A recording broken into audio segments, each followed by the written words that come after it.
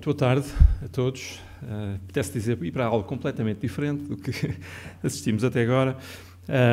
Eu ia começar por agradecer o convite que foi feito ao professor Carreira da Costa, também ao professor Proença, para estar presente nesta sessão, a oportunidade que tenho para partilhar a sessão com alguém com o conhecimento, com a experiência do professor Jorge Crespo e também a oportunidade de o ouvir.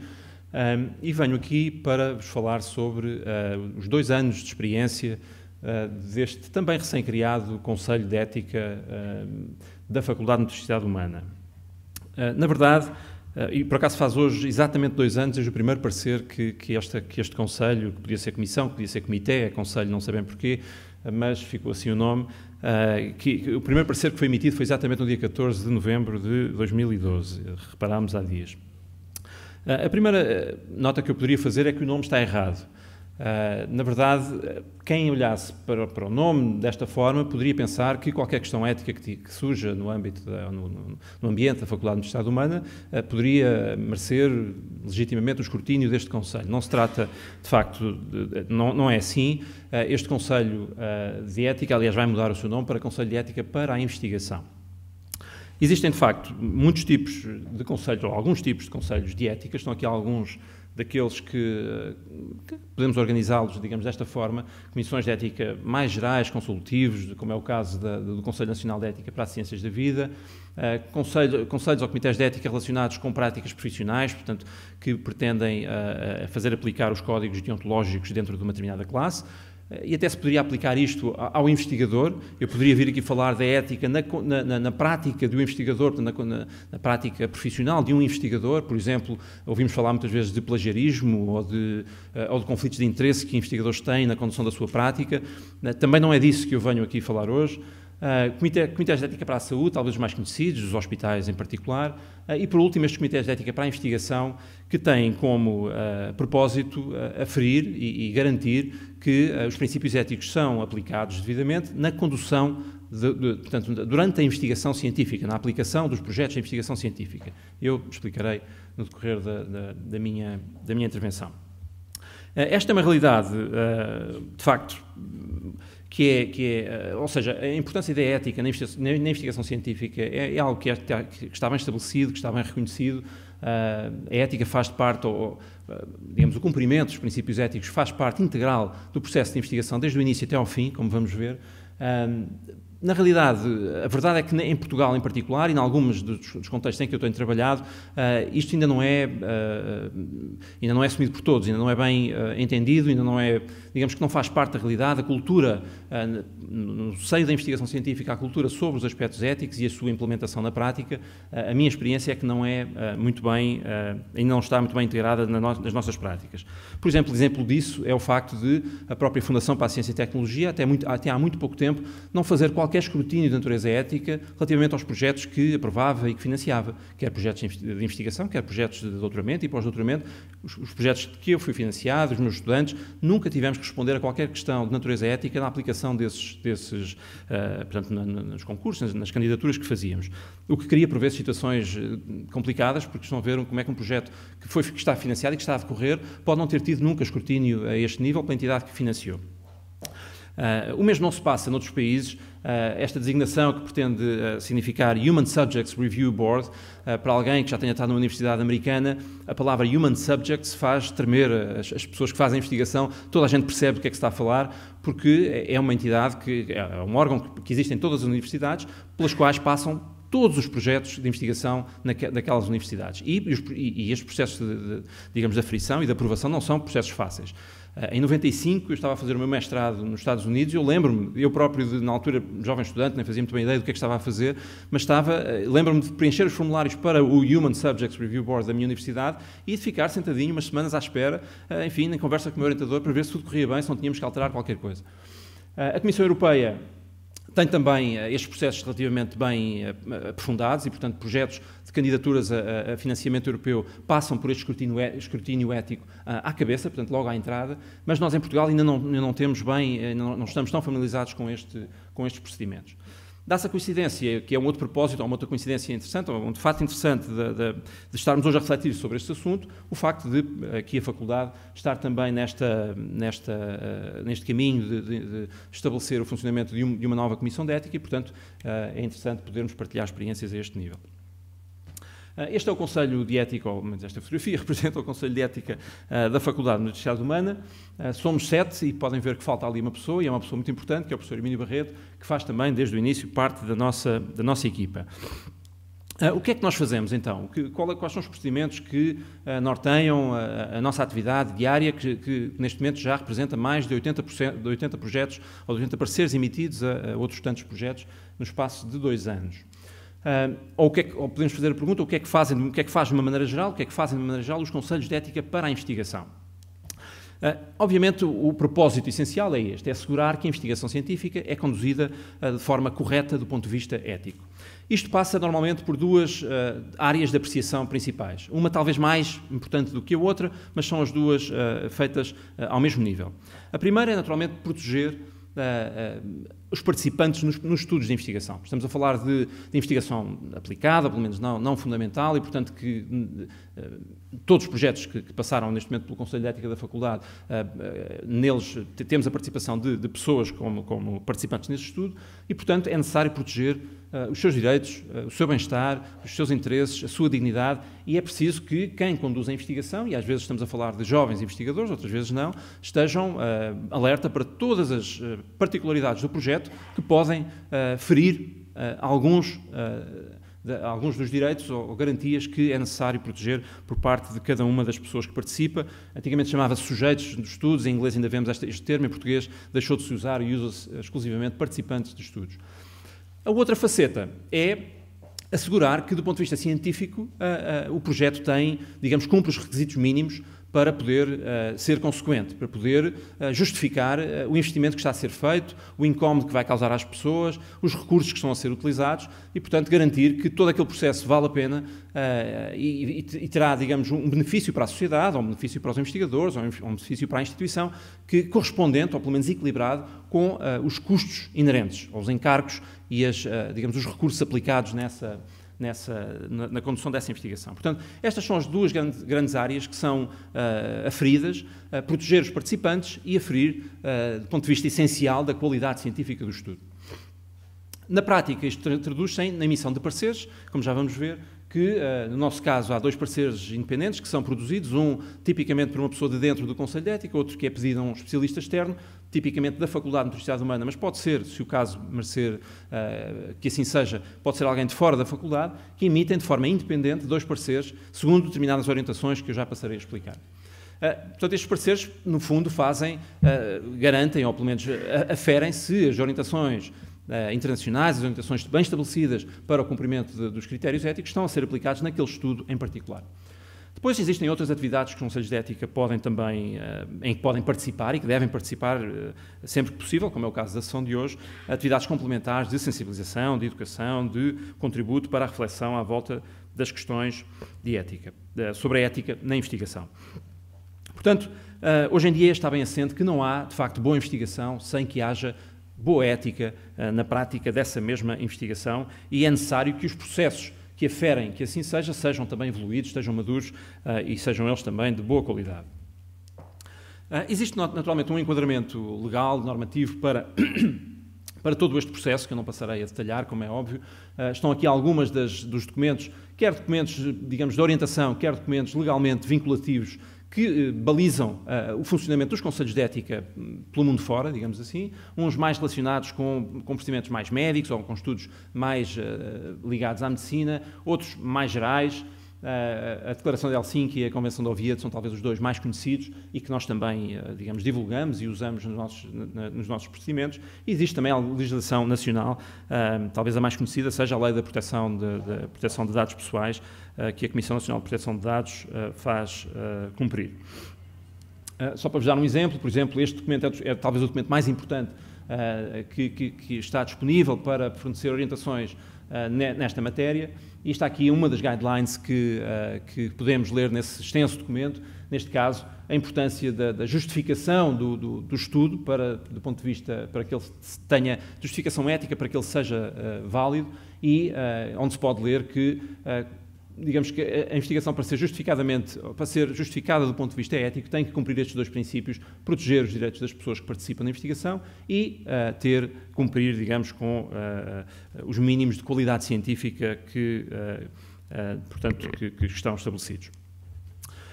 Passando agora um pouco mais à substância digamos, à natureza da avaliação, e só podemos começar por um princípio. Este é um princípio que está estabelecido na Convenção de Oviedo e que diz ao investigador que, em caso de dúvida, o interesse da pessoa está sempre acima e, em primeiro lugar, face aos interesses da sociedade, aos interesses específicos da ciência e daquele projeto em particular. Portanto, há casos em que isto pode ter que ser, digamos, em que tem que se tomar decisões, e, naturalmente, nenhuma decisão deve ser tomada que ponha em causa os direitos da pessoa participante no estudo face a qualquer outro interesse.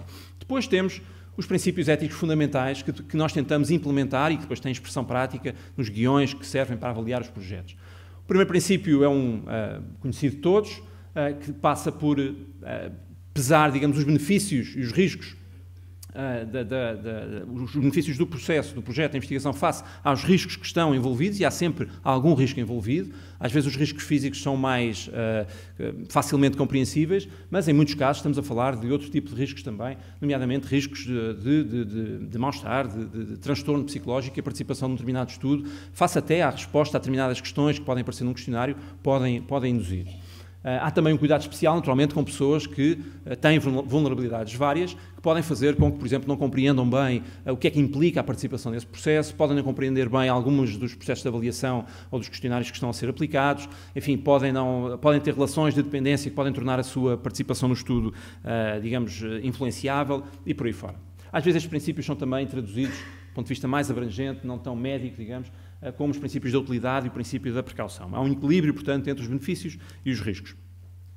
O princípio da autonomia, outro princípio básico da ética e da bioética, e que, no caso específico de estudos de investigação, passa por uma grande transparência face ao que está subjacente à participação de alguém num estudo científico. Estamos, sobretudo, aqui a falar da correta aplicação do acordo e consentimento livre, informado e esclarecido, ou consentimento informado em breve, que, por exemplo, confere aos participantes o direito de recusa e de não participar, ou de sair, de deixar a participação do estudo, de não participar, ou de deixar de participar, mesmo que tenha aceito participar inicialmente.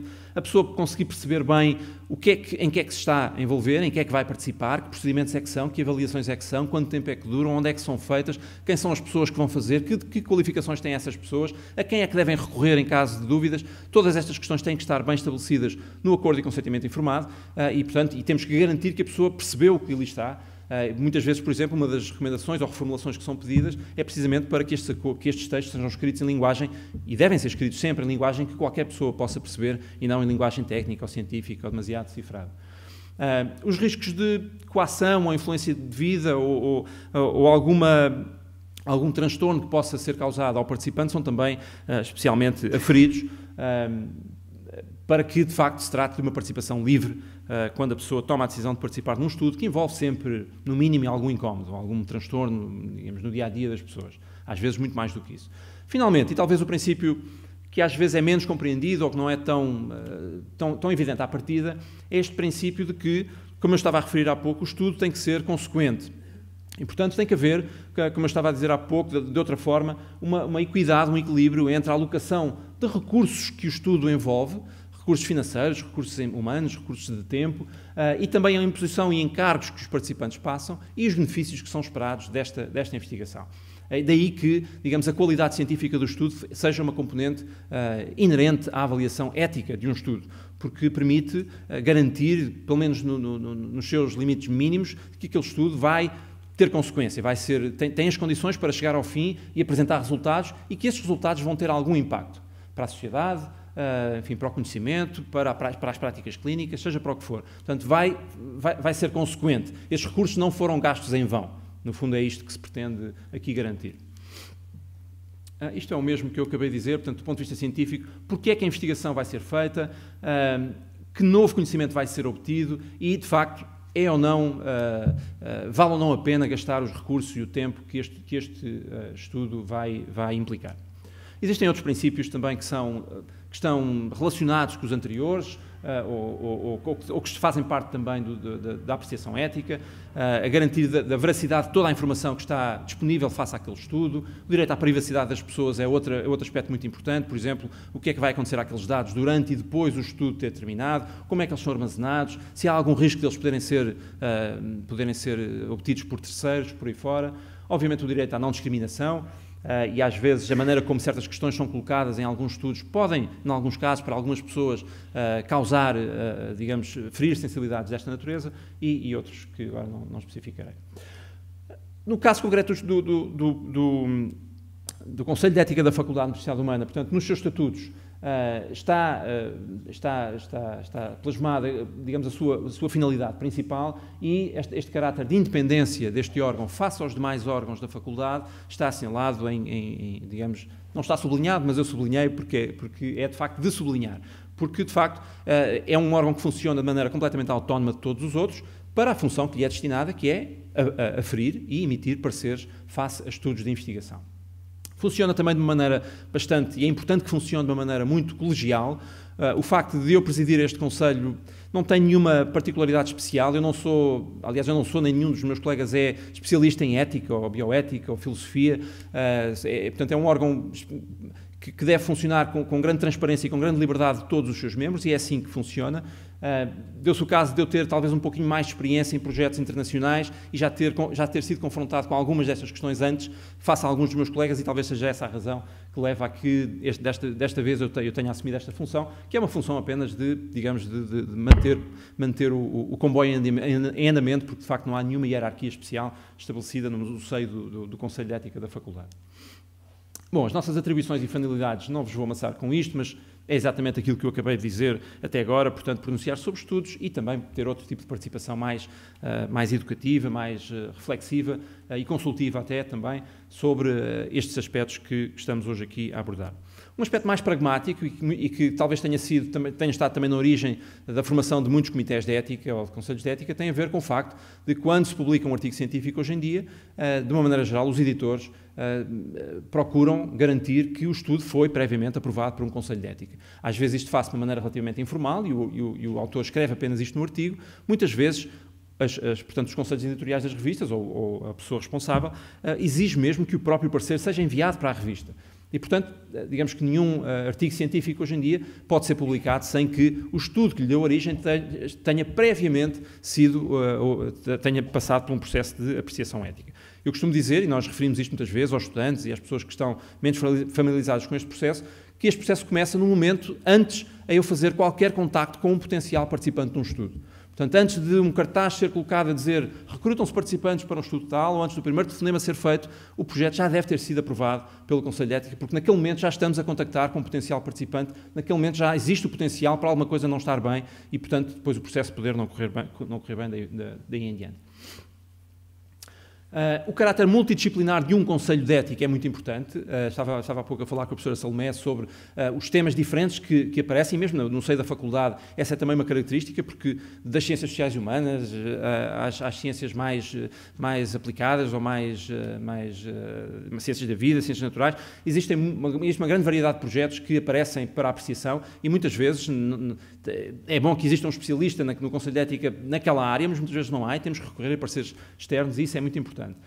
Para além do aspecto colegial que eu referi há pouco, que é também muito frisado nas orientações para a constituição de comissões de ética. A utilização de especialistas externos também já referi, que é uma premissa também importante a manter. Bem, existe um procedimento que está instituído, não vou agora detalhar, mas o importante é aquilo que eu já disse há pouco, todos os projetos passam pela apreciação por 2 relatores, que independentemente elaboram o seu parecer, que depois é apreciado em plenário do Conselho de Ética e depois as decisões são tomadas. Na maior parte dos casos existe um pedido de reformulações ou um pedido de informações adicionais e, de uma maneira geral, as pessoas, os colegas, os investigadores, reformulam os projetos, às vezes uma vez, às vezes 2 vezes, até ele estar, de facto, ele cumprir com os preceitos que são necessários e até hoje não há nenhum projeto que tenha sido recusado ou que tenha tido um parecer negativo, todos com parecer positivo, alguns com algumas recomendações, outros sem recomendações.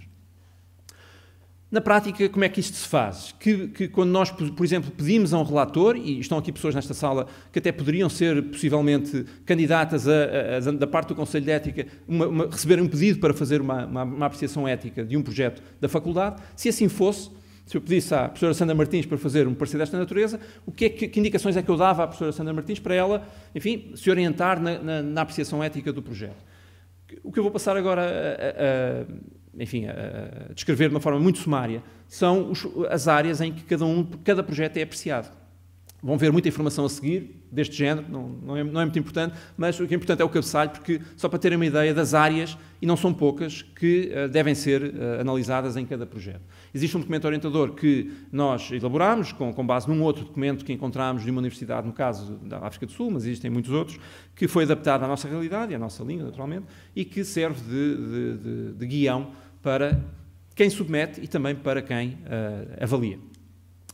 Os objetivos e a importância do estudo, como eu já referi há pouco, se estão claramente indicados, se existem dados preliminares suficientes que justifiquem esta investigação, se as referências científicas estão lá. Não vamos aferir se as referências científicas são boas ou são erradas, ou são aquelas ou deviam ser outras, essa não é a nossa missão, mas se de facto o investigador parece estar ao corrente do saber científico, do estado da arte naquela área, para poder acrescentar algum conhecimento. A metodologia científica que é utilizada, também não vamos avaliar ao detalhe, enfim, se achamos que a metodologia podia ser melhorada, ou está correta, ou está correta ou incorreta, do ponto que, como um orientador podia fazer, digamos, na condução de um estudo, mas se ela está claramente descrita e se ficamos com a noção de que o investigador, digamos que refletiu o suficiente e já pensou o suficiente sobre que metodologias vai utilizar para avaliar a questão que pretende avaliar. Muitas vezes não é o caso, muitas vezes os projetos aparecem numa fase ainda muito preliminar, em que os estudantes, em alguns casos, os colegas investigadores noutros, não amadureceram ainda suficientemente todos os pormenores, por exemplo, do plano de análise de dados estatísticos, que é muitas vezes aquilo que se pede para reformular. Bom, é importante que isto não seja assim, é importante que de início haja já alguma ideia de como é que aqueles dados vão ser analisados, que técnicas é que vão ser utilizadas para cada caso, portanto, para vermos como é que as perguntas do estudo vão ser, de facto, vai ser possível responder às mesmas. E isto às vezes exige alguma preparação prévia. A amostragem e os critérios de inclusão e exclusão, é um aspecto muito importante na proteção dos participantes, têm que estar muito claros e às vezes também não estão assim tão claros como isso. Como é que se chega à dimensão daquela amostra? Às vezes os números aparecem 100 pessoas ou 150 pessoas e não se percebe, não está explícito no projeto porque é que é aquele número e não outro. E como se percebe pelo meu discurso até agora, é muito importante que não se incomodem pessoas a mais do que aquelas que são necessárias para o estudo e também que o estudo não tenha pessoas a menos e que não tenha, portanto, potência estatística suficiente para poder responder às perguntas adequadamente. Existem fórmulas que permitem calcular os tamanhos adequados de amostras e é preciso refletir sobre elas a priori, antes do estudo começar.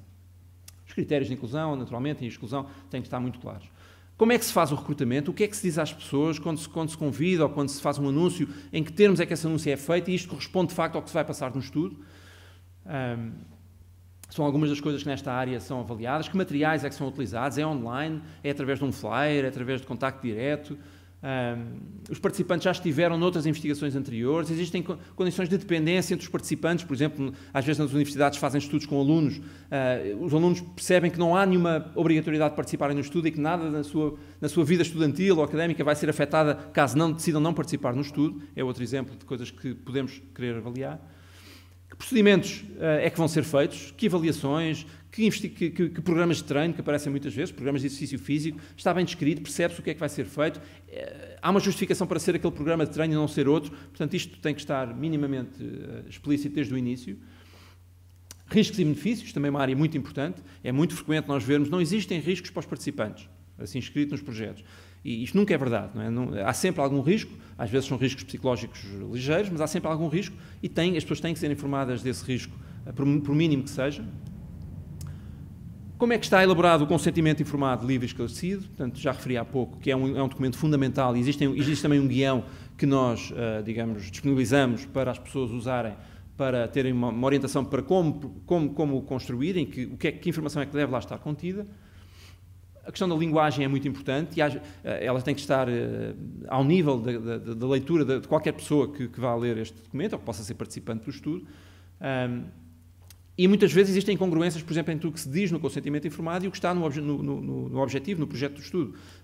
Há coisas que faltam, há coisas que não estão a bater certo, é muito frequente e, portanto, obviamente que isto o estudo não deve ir para a frente nestas condições. Questões de privacidade, confidencialidade dos dados, muitas vezes não é possível manter anonimato, nunca se recolher o nome das pessoas, mas tem que se fazer codificação de modo a que esse nome não possa ser identificado. Isto tem que ser, digamos, tem que estar preparado também do ponto de vista administrativo para que os nomes das pessoas não sejam divulgados, a não ser que elas assim o permitam. Como é que as amostras, no caso de ser aplicadas, no caso de isto ser aplicável, como é que as amostras são armazenadas, como é que os dados vão ser analisados, como é que os dados vão ser monitorizados ao longo do estudo. Finalmente, questões de compensação e seguro, procedimentos no final do estudo, se as pessoas vão ser... Um aspecto muito importante, que é muitas vezes frisado em documentos internacionais, é o direito que as pessoas têm a conhecer, que os participantes do estudo têm a conhecerem os resultados do estudo após a sua conclusão. Muitas vezes os estudos terminam, nós publicamos os nossos artigos e esquecemos dos participantes que vão para casa e participaram no estudo, cumpriram a sua missão cívica, digamos assim, mas muitas vezes sabem pouco acerca do estudo no qual participaram. E isto, do ponto de vista ético, não é o mais adequado. E, portanto, devem estar previstas alguns procedimentos desde o início sob a forma de relatórios ou documentação sumarizada, fornecer aos participantes informação que veio do seu próprio suor, digamos assim. E, por último, conflitos de interesse que possam existir por parte dos investigadores, neste caso.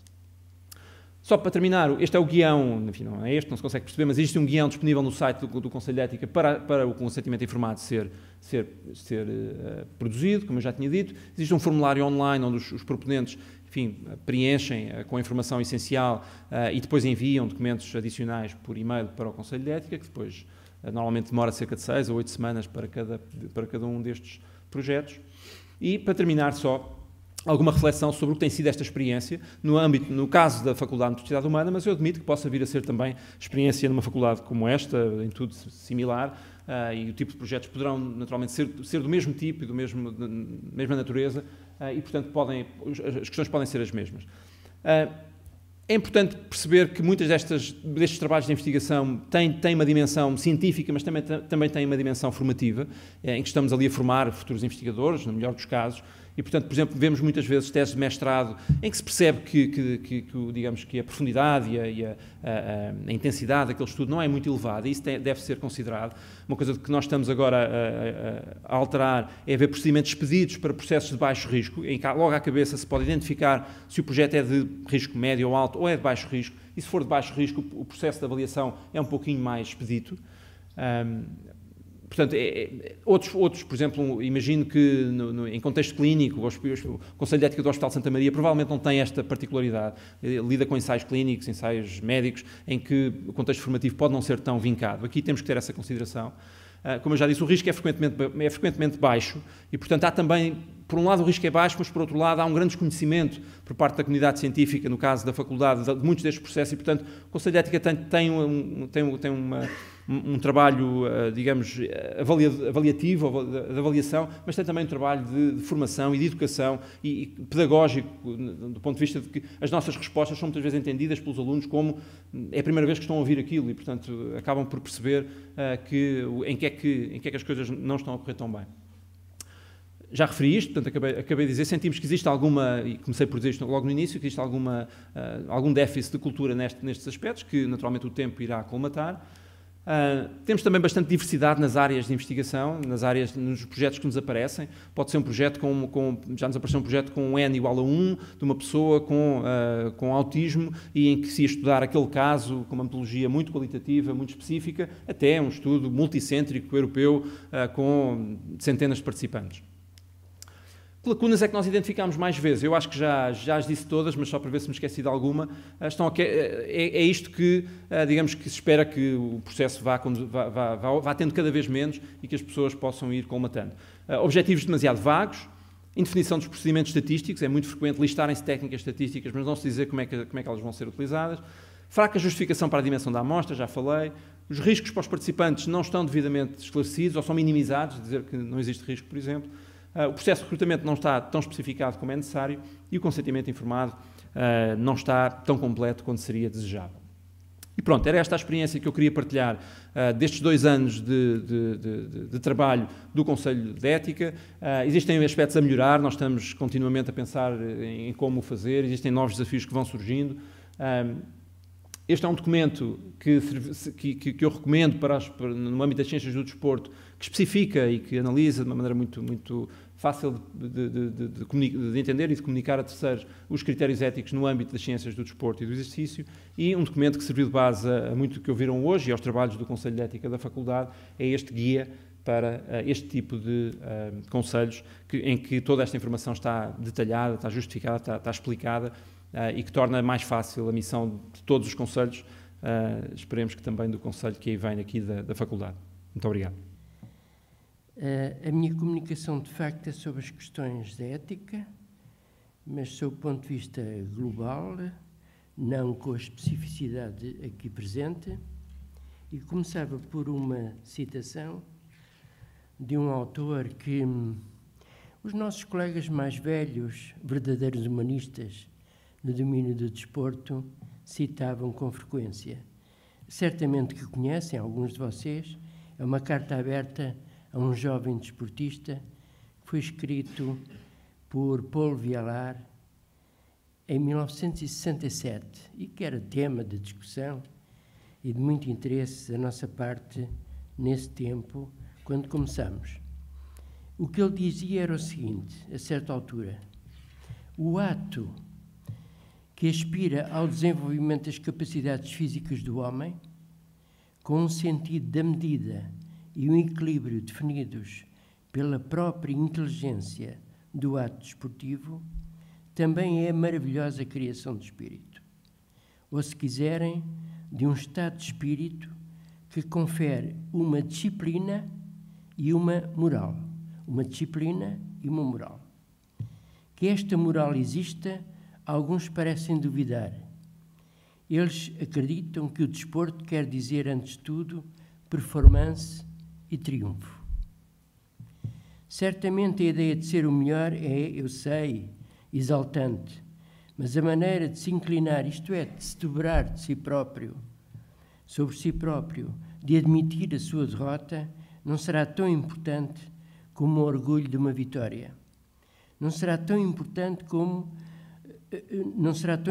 o orgulho de uma vitória, mesmo que, a preço de extraordinários esforços, ela revele a vontade de um ser humano que deseja superar-se. Enfim, era isto que Paul Vialat dizia.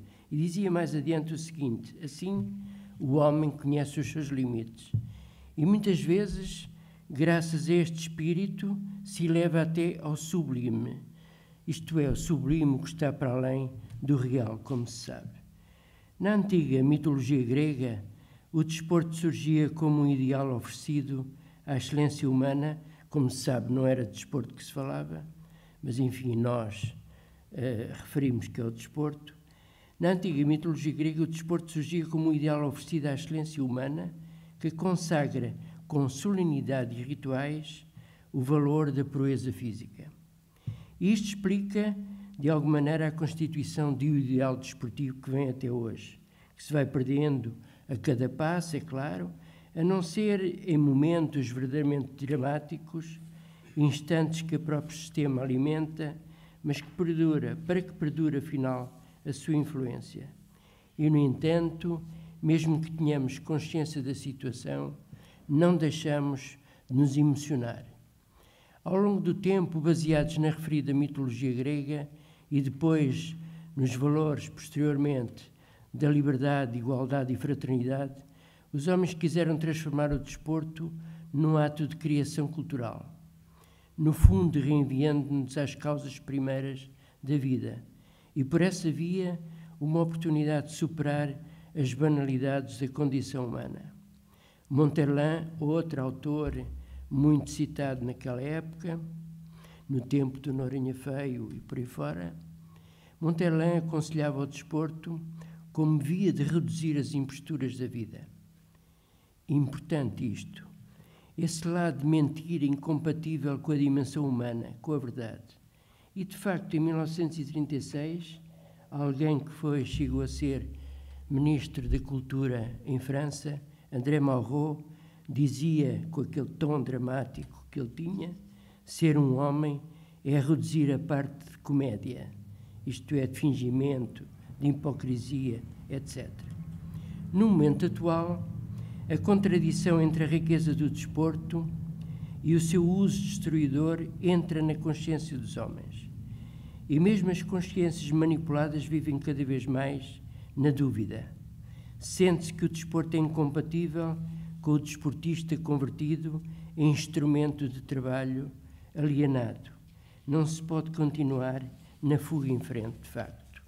Ao longo do século XX, o desenvolvimento do desporto fundamenta-se sempre no humanismo e na racionalidade, aspectos que estiveram na gênese de todo um corpo de valores que por todos partilhado na civilização ocidental. Mas o esforço de racionalização é um meio e não um fim em si próprio. Esta racionalização não se traduz numa gestão a vários níveis, desde a gestão do treino à gestão administrativa e financeira. A racionalização só tem sentido em nome do progresso que se realiza em benefício dos homens, do homem, da sua vida e não da sua morte. Trata-se de um mesmo processo, integrando os dois aspectos referidos, e só nestes termos é que o desporto é denunciado ou dominado pela ética, e o treino, a prática, adquire um sentido, um verdadeiro sentido. Uma exigência ética e um esforço de razão são, pois, inseparáveis. Não separar os fins e os meios e vigiar estas relações são imperativos no mundo atual. O defeito principal do desporto é da própria sociedade, é a alienação dos cidadãos, dos desportistas, colocados literalmente fora de jogo. Nestes termos, porque nos preocupamos com a ética e o desporto, porque é que a interrogação ética é tão importante na consciência do nosso tempo? Porque não podemos esquecer que se vive, na atualidade, uma importante transformação histórica, uma crise de civilização, porque o século XXI se inicia sob perspectivas novas, na sequência de tantos conflitos no século XX e de promessas de democracia. E, afinal, a democracia e a ética deviam confundir-se e confundem-se, em especial depois de termos conhecido o impacto negativo dos modelos totalitários no desporto que os mais novos, felizmente, não conhecem, a não ser sob o ponto de vista histórico. A dimensão ética de que falava Pierre de Coubertin e outros moralistas, assumida nas condições de vida nos inícios do século XX e de uma maneira seguida no resto do século, transformou-se radicalmente. A questão da ética no desporto deve hoje colocar-se noutros termos. Não será neste encontro que podemos resolver um problema de tal grandeza, mas alguns dados se podem avançar. Nada melhor do que recorrer desde já a Max Weber, um sociólogo importante da transição do século XIX para o século XX, que foi fundador alemão das ciências sociais e que falou de uma distinção importante entre a ética da convicção e a ética da responsabilidade. Desenvolvido por Max Weber, como eu disse, numa conferência pronunciada em janeiro de 1919, no quadro complexo, como sabem, de uma Alemanha vencida e rapidamente prestes a ser ainda mais vencida. Anote-se que não se trata de uma oposição entre convicção e responsabilidade, mas sim de uma distinção. Pelo contrário, trata-se da necessidade de complementaridade das duas éticas, que é aquilo, aliás, que consideramos mais correto. Aliás, conforme escreveu um outro filósofo importante, Paul Ricoeur, se reduzirmos a moral da convicção à moral da responsabilidade, cairíamos no chamado realismo político, no maquiavelismo que resulta da constante confusão dos meios e dos fins. E, no entanto, se a moral da convicção pretendesse ser uma espécie de ação do sonho, cairíamos em todas as ilusões do moralismo e do clericalismo, quer dizer, nem por um lado, nem por outro lado. Isto é, recusamos um desporto moral, entre aspas, e um desporto responsável, por outro lado. Recusamos este dualismo. E o que pode existir, sim, é perspectivas que se revelam diferentes, conforme o ponto de vista em que nos colocamos. Trata-se depois de zelar pela reconciliação da ética da responsabilidade com a ética da convicção. Por exemplo, o que é que nos faz reunir aqui hoje, neste encontro, senão um ideal e uma convicção que é comum, uma ética da convicção? E o que é que une a ação educativa, a ação coletiva, a passagem à realização da ética comum, senão precisamente a ética da responsabilidade? Porquê?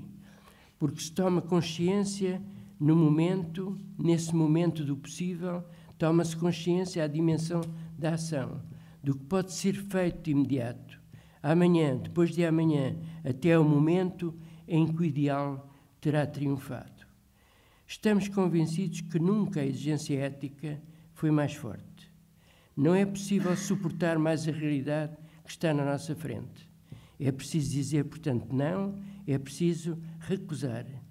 A propósito, gostaria de me referir ainda que brevemente a um fenómeno curioso que se divulga na economia do mercado, embora não exista mercado, como sabem, mas não vale a pena insistir sobre isso. Fala-se muito em mercado, mas não há mercado. Gostaria de me referir, portanto, ainda que brevemente, a um fenómeno curioso que se divulga na economia de mercado e, claro, no próprio desporto, curiosamente. Trata-se de uma opção de grandes firmas pela criação e aplicação dos códigos éticos. Surgida, aliás, na sequência de vagas despedimentos, de reestruturações, de técnicas de gestão pouco disponíveis para encarar as reais complexidades humanas. Factos que deram origem à falta de investimento nas empresas, àquilo que se chama o desencanto. Em Portugal, neste momento, fala-se muito na tristeza, melancolia, depressão das pessoas. Também se vê altas autoridades do Estado tentando, através de palavras, mostrar que é diferente a realidade portuguesa. Enfim, como fazer face à crise? Cria-se uma ética, portanto, ou cria-se uma crise, um código de ética, uma codificação, no fundo, das normas morais. No fundo, o que esses responsáveis julgaram é que a ética podia tornar-se um fator de produção, um valor na economia de mercado. E aí, mais uma vez, a hipocrisia generalizada. Mas nada disto tem resultado. E admito que estas tentativas no desporto também não têm resposta satisfatória, não obstante a generosidade e a honestidade de tantos de nós que continuamos a acreditar. Não podemos esquecer que as éticas que ao longo do tempo se sucederam e constituem referência para as atitudes e comportamentos do desporto tinham origens e finalidades que situavam exteriormente à esfera do desporto. Na gênese do desporto tiveram um papel decisivo éticas diversas, de facto, mas que situavam no plano da coletividade. Não eram específicas do desporto. Lembro, por exemplo, a ética protestante, do próprio Max Weber, a ética do progresso, que serviram para legitimar e suportar a racionalização dita capitalista, de que o desporto era um dos indicadores. Esta era a sua eficácia. Nestes casos, os sistemas éticos adotados pelo desporto não eram um simples inventário de valores e preceitos. Era também uma mobilização de ordem psicológica que suscitava uma forma específica de adesão. Estes sistemas éticos não têm sentido no mundo atual. Esse é o drama, porque não vemos o que possam substituir. Mas então, como se constrói uma ética? Desde já, da maneira como o Pedro Teixeira avançou aqui, e depois por aí fora. Gostaria de, entretanto, neste intervalo, falar qual é a distinção entre moral e ética. São muitas as vezes utilizados como sinónimos. É importante sublinhar esta questão. Trata-se, de facto, de dois termos forjados, respectivamente, por uma etimologia latina e por uma etimologia grega, mas que têm a mesma significação, e qualquer deles inspirado no cotidiano, no mundo da vida cotidiana, nos costumes. A moral é um conjunto de normas e de princípios que regulam o agir, a ação. A ética é uma reflexão crítica sobre a moral. A ética tem, pois, a moral como objeto de estudo. A tarefa da ética é, pois, o de fundamentar as normas e os princípios morais. É responder à pergunta que surge à pergunta porquê? Responde-se com a ética, de facto. Isto é, a ética é normativa, portanto. Queria referir-me a alguns pontos ainda sobre esta questão que temos vindo a desenvolver. Na linha do que referimos anteriormente, e situando-nos no desporto, as condições atuais da prática desportiva, em especial a nível da alta competição, não podem deixar de merecer dos responsáveis pelo fenómeno uma atenção particular. O problema surge de imediato quando há conhecimento de verdadeiras agressões à integridade humana de jovens praticantes, escolhidos devido às suas raras capacidades para se dedicarem a tempo pleno às exigências do treino atual. A questão assume acuidade especial no caso de esportistas profissionais, que, por motivo da brevidade do seu tempo de eficácia, é uma brevidade de facto da vida, eu diria de utilidade, aceitam participar no presente sem refletir sobre o futuro, esquecido o passado, as graves experiências do aperfeiçoamento corporal, muitas vezes. Trata-se, na verdade, da utilização de seres humanos na concretização de finalidades que ultrapassam os limites e o caráter global das suas personalidades, no desprezo permanente pela dignidade individual e social. Já há alguns anos falava-se, na sequência de crescente inquietação dos médicos, quanto às, era a expressão usada, às cadências infernais impostas aos jogadores de futebol. E as comissões de éticas criaram a propósito um grupo médico de estudo, tendo em vista desde logo uma autorização que limitasse o número de jogos a disputar em cada época. A alternativa, dizia-se, para tudo isso era o doping. Platini, de facto, frágil em qualquer caso, declarava estar de acordo com o princípio de tal limitação. Declarava estar. Mas o risco referenciado na altura era o do confronto com os interesses financeiros dos clubes e dos jogadores e de tantos outros que rodeiam o futebol.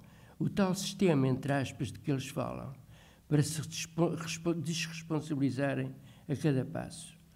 Dizia o referido médico: há anos que no seio da FIFA protesto contra a criação de novas competições e cada vez que isso acontece nos agitam a bandeira dos direitos ligados à televisão e ao marketing. Anteriormente, ao mais alto nível, jogavam-se em cada época 30 a 40 jogos. Desafios. Agora vejo jogadores que disputam 80 desafios por ano para além do treino. A consequência imediata, afirmava o médico, era que cada vez mais se constatam lesões das cartilagens. Ora, que está um bom trabalho de investigação, um bom projeto de investigação. Há 20 anos, a ferida no joelho mais frequente era a lesão dos ligamentos cruzados. Hoje é a lesão das cartilagens. Mas mais adiante acentuava: o futebol negócio pode, dizia ele, matar a saúde dos jogadores. O problema acrescido é que a própria qualidade do futebol decresce, como aliás tem vindo a decrescer, de facto, como vimos, à medida que se agrava esta realidade. Mas que interessa tudo isto àquilo que domina, ao dominante? Como exemplo significativo tivemos os últimos campeonatos mundiais, chamados campeonatos da fadiga, realizado por atletas usados, gastos, consumidos, Na verdade, não é possível suportar as tais cadeias invernais, quando os limites fisiológicos são atingidos, sem a ajuda médica ou sem o doping. E não se venha com a salvação do controle, porque não é possível detectar as hormonas de crescimento. De facto, também neste caso, o caçador furtivo anda à frente do guarda da caça. A ideia vulgarizada, como sabem, é que o desporto é saúde. Mas não podemos deixar de aceitar a ideia de que há, como dizia recentemente uma investigadora francesa, Françoise Siri, a verdadeira falsa saúde dos desportistas, a verdadeira falsa saúde dos desportistas. De facto, nós vemos, quando eles chegam a certa idade, como é que ficam. A alienação atinge tal dimensão que, na atualidade, os desportistas temem mais as sanções do controle antidoping do que o risco para a saúde. Este é um dado que não pode ser eliminado na análise da situação. Nem sequer os esforços da prevenção do doping tiveram êxito, conforme se pode verificar, por exemplo, no ciclismo. A propósito, dizia alguém importante em França, existe no ciclismo uma cultura do doping, nem vale a pena desenvolver mais isto, como sabem. Continua a haver doping, que de outra maneira, claro está. Não se trata, pois, como se pretendia, um assunto restringido a esta equipa ou àquela equipa. Não dizia respeito, portanto, aos costumes de uma equipa, mas sim ao pelotão. É o pelotão que está... É a verdade, o pelotão é que está dopado, de facto. Trata-se de uma rede organizada, como sabem. Bem organizada, em que participam vários ciclistas, como agora recentemente estamos a vê-los, eles quando acabam os seus trajetos começam a falar, como o John McEnroe, no ténis, por exemplo. O ténis, que não se podia considerar tipo ciclismo, não eram pessoas do ciclismo ou do futebol, a confissão que ele fazia a um jornal britânico, que era, durante 6 anos, não sabia que me dava uma forma de esteroide. Ele não sabia, portanto, que lhe davam uma forma de esteroide. Estou a citá-lo. Utilizado legalmente para os cavalos, até ao momento em que se deu conta de que era muito forte, mesmo para os cavalos. Fim de citação. E já agora, como foi possível que um atleta não soubesse deste doping? Como foi possível esconder? Não falo de outro tenista português que também acusava ele e os colegas do que estava a suceder. Não falo dele. Podemos, portanto, fazer algumas perguntas quando nos aproximamos no final desta intervenção. Qual o crédito a dar às classificações obtidas, às vitórias alcançadas nestas condições? Qual a atitude dos sponsors perante a mentira, sabendo-se que veem no espetáculo do desporto a oportunidade de fixar uma imagem de marca? Que exemplaridade a da ciência e de cientistas? Isto agora é uma questão que nos toca.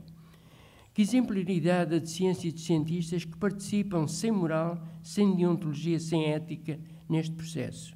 São perguntas que se podem fazer e continuar a fazer.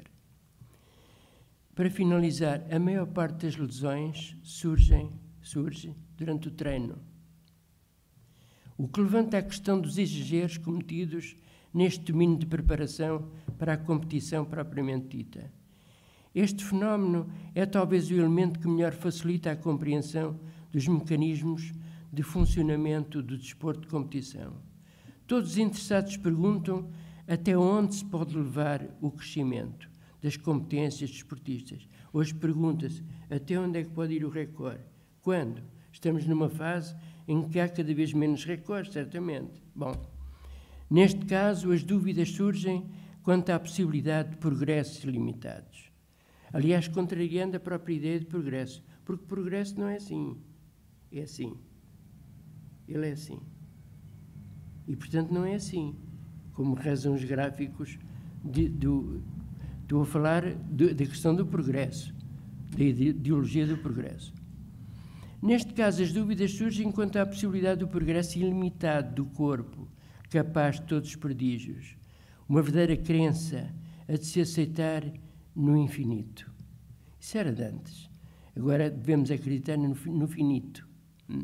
Cada vez mais. A questão do finito e do infinito é uma questão extremamente importante do seu ponto de vista filosófico para se perceber estas questões, também no desporto.